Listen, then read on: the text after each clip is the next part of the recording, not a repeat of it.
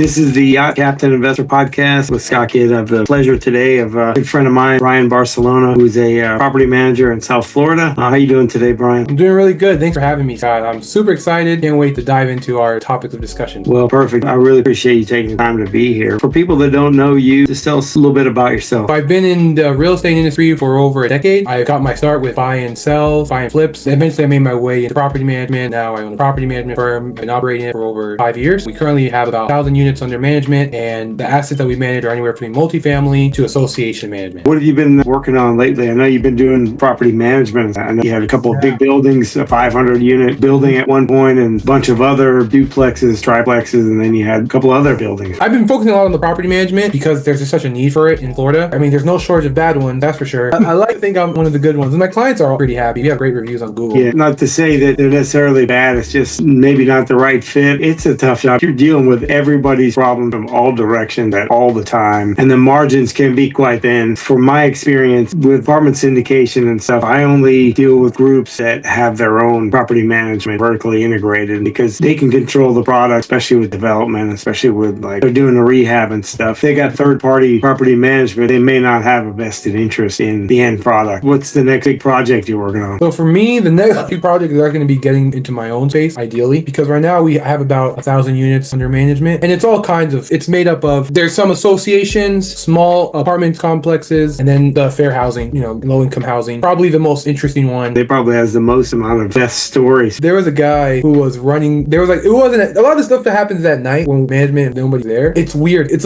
stuff you only hear about in movies, like people running through the property with AKs in a gang fight, and they're just shooting at each other. Whereabouts is this? Is this in Broward County? Yeah, East Broward. It's funny because all the properties that we manage are in Broward County. So many people move down to Broward. Areas like Fort Lauderdale, East Pompano, even Delray, and they're selling for luxury prices. You'll have one side of the street where it's literally multimillionaires. On the other side, it's Section 8 housing, vouchers. I will say the majority of those people, and I'm going to say those people like they're different, but the majority of people who are accepting like work vouchers, they need it. They're working people. Yeah, they're trying to move to that area, Section 8 housing in that area because it's a better area. I don't know of anyone that wants to live in a bad area unless they don't necessarily realize that they can live in a better area. Everybody wants to move up to a nicer place. No one wants to live in an unsafe area. One of my clients, he used to trade oil. He was shipping oil from the Middle East to the US, but then he sold it and he said he wanted to get into, he had so much money, he had to put it into concrete and rebar. So I managed to review his portfolio, but he's getting rid of it now because he's retiring. What he did was he was actually putting like Section 8 voucher housing into parts of East Boca. East Boca, that is nice area. The rent was paying him more, Section 8 was paying him more than the market value. It was such a long list of pros. So I'm thinking my next big project would probably be to buy into some of these like nice zip codes and put affordable housing there. I have a really good friend of mine in Dallas. He has a couple of them. He knows all the nice zip codes, and I believe Daniel did that particular program. And the guy was out of DC, and what he would do is take a 4-bedroom house and make it into a 5-bedroom. In Florida, you can't really do that, but he would finish out the basement, make it a whole nother bedroom. So it would become a 5-bedroom house. So you get a higher rate from Section 8. And then it'd be a nice place in a nice area. And he would take the top 1% of the renters that are in the Section 8 vouchers, because there's usually a waiting list in an area like that. So what he would do is he would go and put up the ad, contact them, interview them, go and look at where they were living now and look at their place and see how they're living. The people go in and they're thankful for being there because they get to move to a very nice area. It ended up usually single mothers with old kids. They were working and they were trying to get better, and they end up staying in Joe Azamola's program. They've had some tenants that were there like 20 years, and they had the house on a 15-year mortgage. So house is paid off and they're paying above market rent for a 5-bedroom. If you buy it right and find the right place, it's a long-term strategy. You find the areas that are paying the above market rates. You have so many vouchers, and they don't want to just keep funneling people into bad areas and keep doing Section 8 there. They want to spread it out, put it in nicer areas so that there's a better chance of those people moving up and being, not getting stuck in that same circle. I think it's Section 8 is a great program. I'll say the vacancy is always like 98%. There's a waiting list for it. There was a friend of mine, Cornelius. He always says like, it's not hard, it's just new. We've actually known each other for quite a while now. Well, I'll tell you what, my kids, they're aging me, and then I have babies. Enjoy the baby period. Mine are 18 and 20. Both of them are going to be in college next in the fall. My youngest daughter, she accepted UCF, so both of them will be at UCF. So that'll be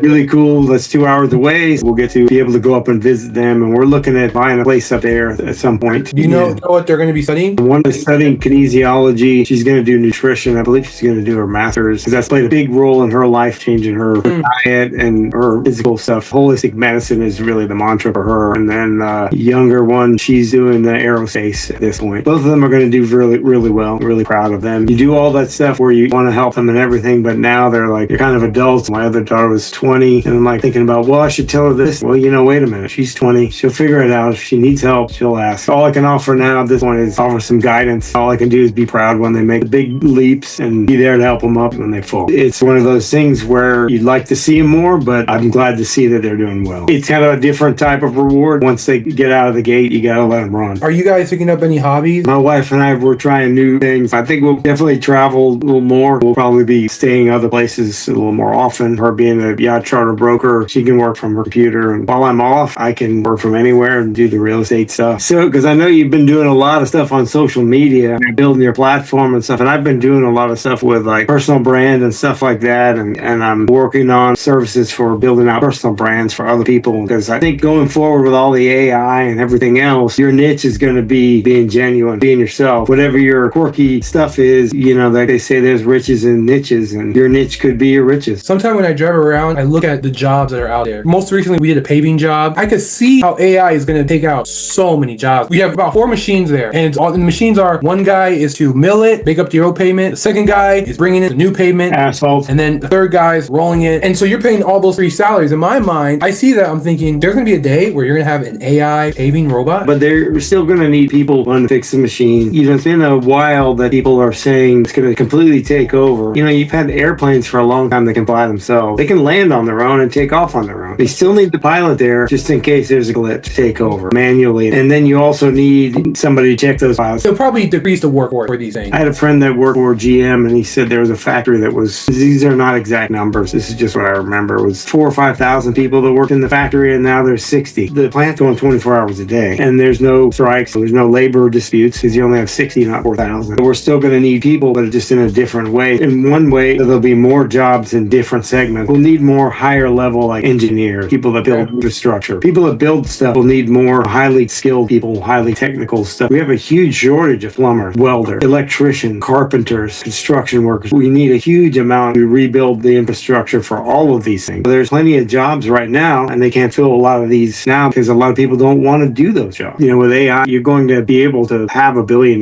company with maybe 5 people. Yeah, it's already happening. Instagram was 13 people, and that was not very long ago. I'm leaning more towards the positives than anything else. Even if any of these things happen, people are still going to need to eat, people are still going to need to trade, people are still going to need things. Look at what happened during COVID. The world stopped for a minute or two, and it kept going. As far as you building out your personal brand, what have you seen that has kind of resonated with you as far as going forward? So my brand is a lot of how I started off in real estate. I was fortunate in the sense that I started off, when I got my first property, I was like 20 when I bought my first fix and flip. I've always been in the industry for some reason, some way since then. And now that I'm 30. And then before that, I was in management before that, doing leasing and that kind of stuff. So I'm at a point now where I'm really trying to just share what I've learned over the years. Not to say I've learned all. You get to a point where there's not much that kind of surprises you. I say this all the time. If you're somebody who likes psychology and you like learning about just the human mindset, get into property management. If you ever want to get into real estate or understand how a lot of it works, go and work in property management. It will either make you go, well, I need to find somebody that's good at this, or I'm not doing this ever again, or I need to really understand more. Any real estate investment lives and dies on the property management. 100%. Yeah. How good are they at following up? How good are they at collecting rents? How good are they at posting rents? That means you knowing that rent was collected and who needs to send a late fee. How good are they at sending violation letters, renewing, canceling? Track record is very important in any business, for real estate especially, because do they have properties they're managing that are similar to this? Do the residents stay for a long time? Do they love living there? Is it a good place, safe place for them to live? Those are all important because the human experience is kind of like getting back to what we're talking about, like their niches and stuff. The human experience, people can tell when something is not quite right, I don't know, some way or another. If the property manager is not genuine with all the residents and stuff there, that's going to show. It's going to come out in the numbers. And then you're going to have unhappy residents and you're going to have unhappy investors. Sometimes you could, dealing with people on such an intimate levels. I mean, you're dealing with people, like you're dealing with the investors, their biggest asset a lot of times. And you're also dealing with the tenant, and that's their home. It's two very sensitive topics, two very different reasons. It can get very emotional. It could bring out the worst in people. I learned how to navigate that thin line and how to sometimes, okay guys, put the gun down. Like, you ever see Jurassic Park, like that meme meme. Yeah. With like the 3 dinosaurs. That's pretty much what it feels like. There are so many stories and there's so much compliance, even with background checks. It would be a funny book for you to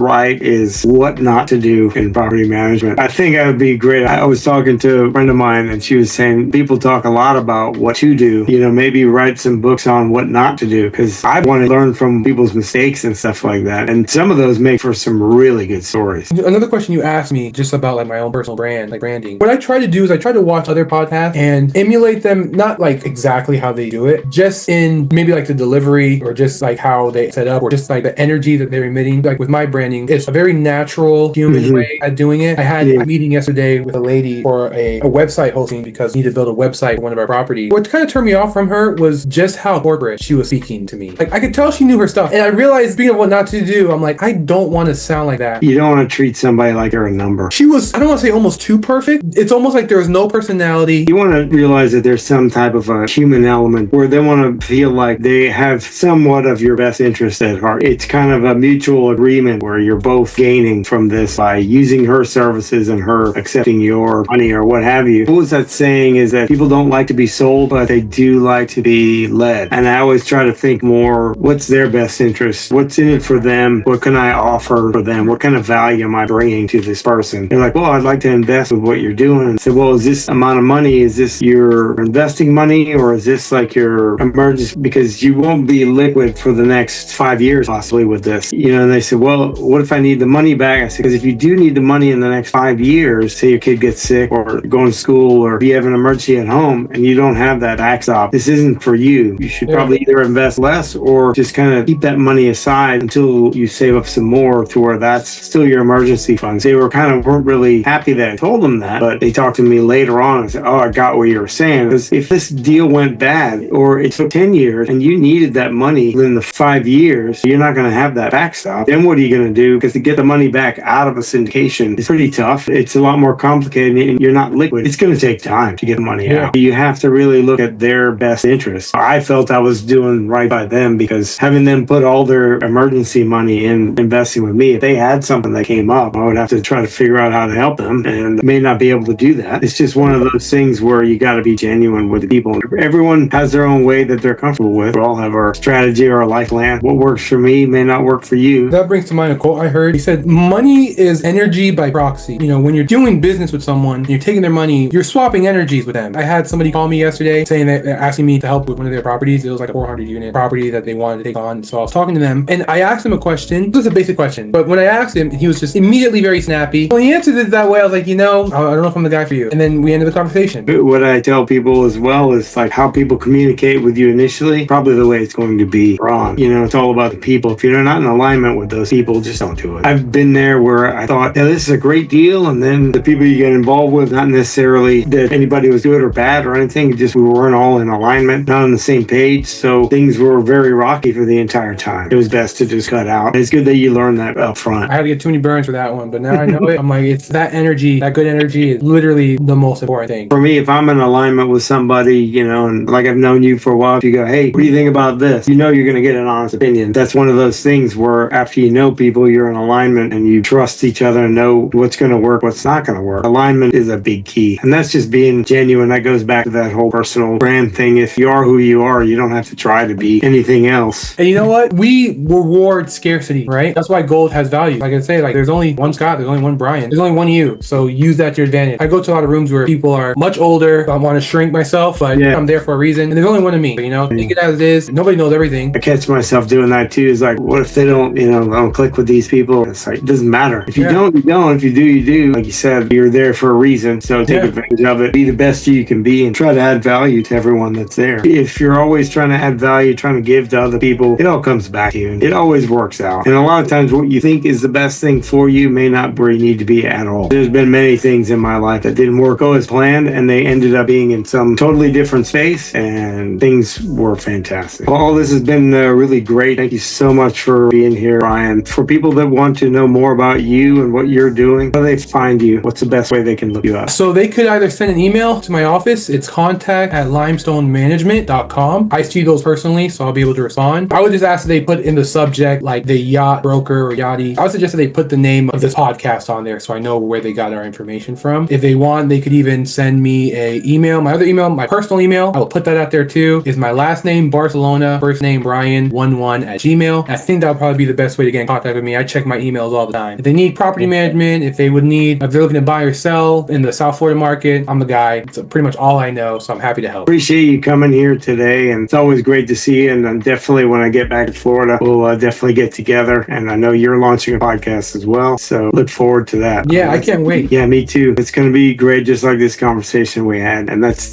Scott Kidd with the Yacht Captain Investor Podcast. We're out, and thank you all for coming.